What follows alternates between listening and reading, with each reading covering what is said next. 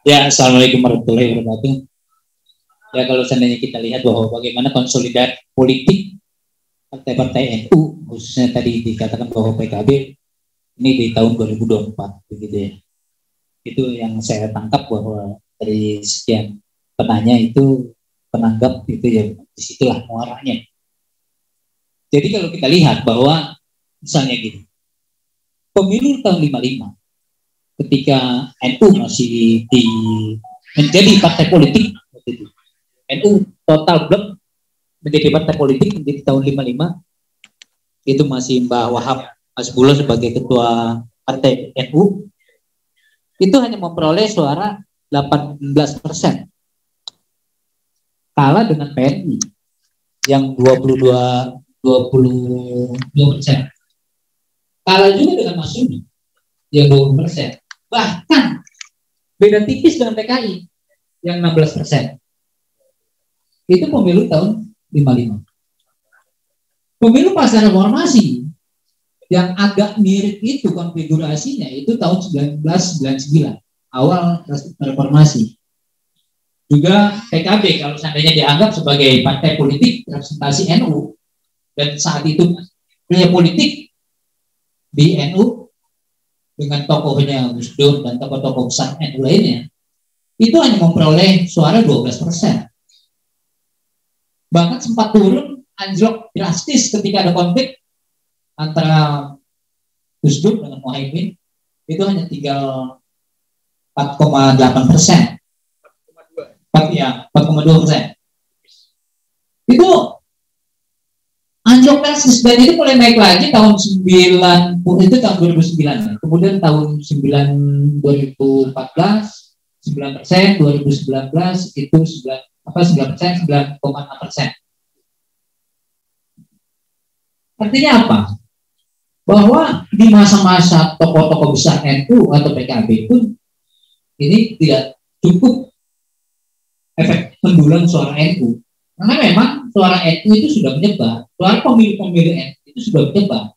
Ya ke Partai Bang Din, ketiga, ke Golkar, ke partai-partai lainnya, yang Nasdem, ya juga banyak juga ke Gerindra atau partai-partai yang PDIP juga.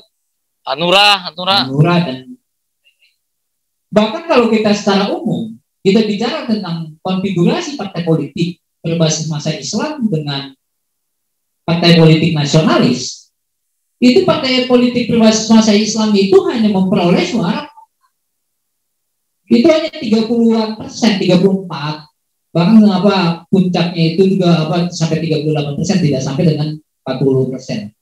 Baru sampai dulu partai politik berbasis masa Islam itu tahun 55, ketika pemilu pertama itu 43%.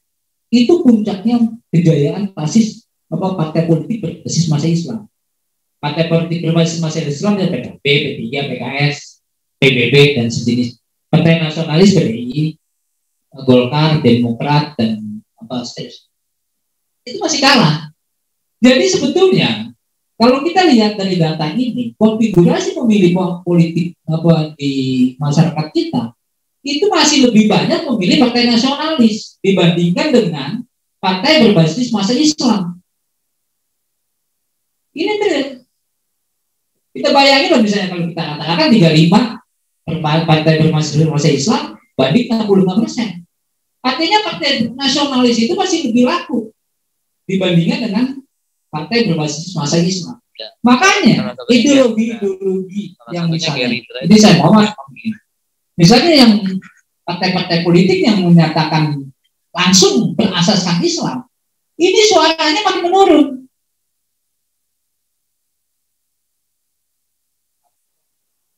Nah, ini kalau ditanya apa sebabnya, kalau ketemu Denny J.A. suruh bayar dulu ini.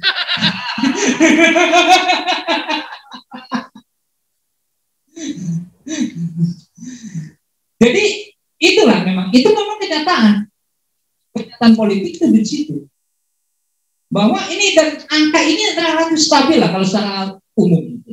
Ya naik turunnya juga nggak begitu jauh. Misalnya antara perolehan partai berbasis masa Islam dengan partai nasionalis ini dan pemilu ke pemilu ya relatif ya turunnya 3-4%, tapi ya kadang-kadang sempat stabil, nggak pernah mencapai angka 40%. Ini yang kita menjadi tadi sebab pertanyaannya adalah penduduk Indonesia secara demografi dan pemilih Indonesia itu 85% itu adalah beragama Islam.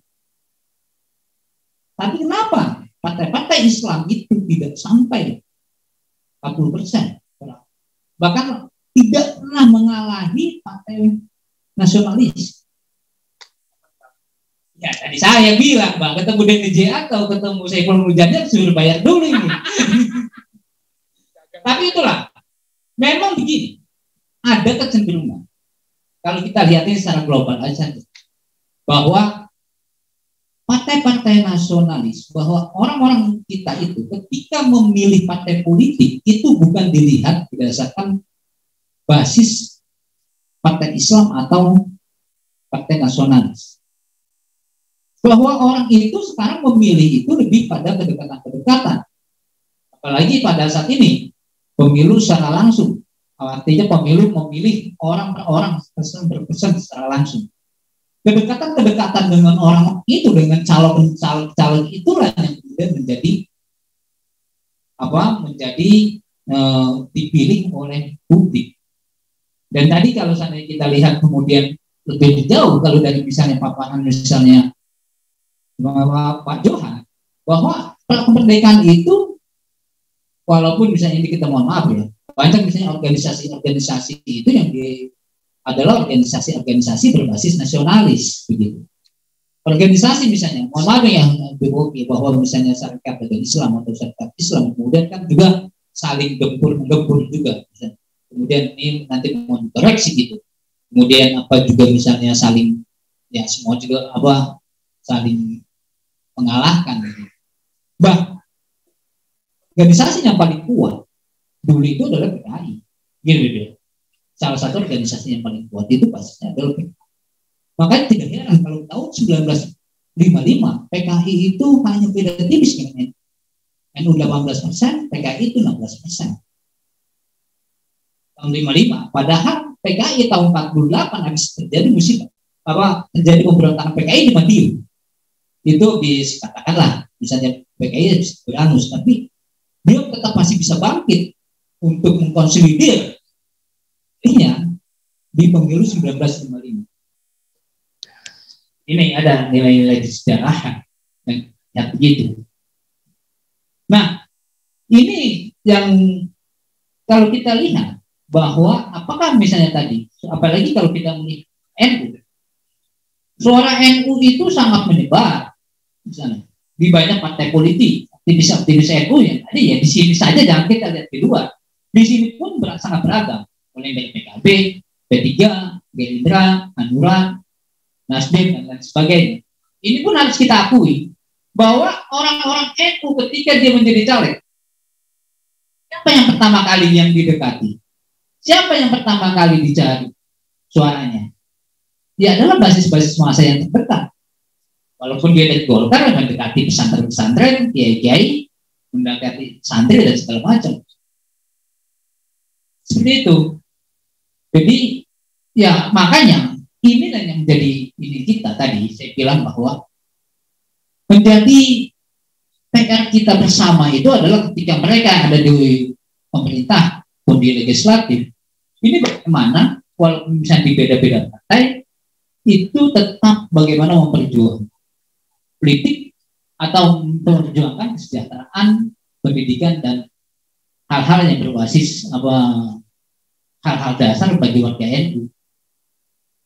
Ya, tadi saya juga ingin menambahkan bahwa misalnya tadi tugas PPNU juga itu selain kesejahteraan sosial, kemudian juga bagaimana meningkatkan taraf hidup warga NU dan pendidikan dan segala macam.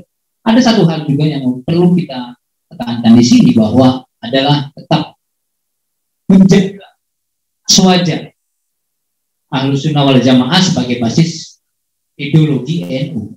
Karena bukan saat ini pertarungan dan tadi ada misalnya agama-agama atau misalnya ideologi transnasional itu hanya bisa dijaga ketika penguatan aswaja di kalangan kita terutama di masyarakat perkotaan atau di kalangan NU perkotaan. Ini yang menjadi krusial. Ini kita kalah di kalangan NU perkotaan, di kalangan perkotaan itu sudah pada jauh dengan misalnya PKS, ya terutama lah dakwahnya melalui medsos maupun secara langsung masuk ke sekolah-sekolah atau ke kampus-kampus, itu kita kalah jauh. Gitu. Ya, ini harus kita akui. Dan tadi saya juga sudah ungkapkan bahwa bagaimana mereka membangun sekolah-sekolah Islam terpadu, bahkan juga sudah banyak membangun pesantren-pesantren itu yang berbasis misalnya PKS itu sangat masif. Dan ini di Jawa, apalagi di Jakarta, kita hampir semuanya kita lihat begitu. Dan banyak tidak itu atau misalnya penghulunya itu adalah NU, bahkan struktural NU, itu sekarang sudah banyak yang masuk menjadi PKS, bahkan menjadi sangat ideologis. Ini saya pernah mendapat cerita langsung, misalnya dari seorang kiai yang setiap pagi itu misalnya mengaji kitab, setiap habis subuh mengaji kitab Aswaja, tapi lihat kampus-kampus umum itu masih kalah, masih ikut tarbiyah atau liko itu. Ini anak kiai yang setiap subuh ngaji kitab.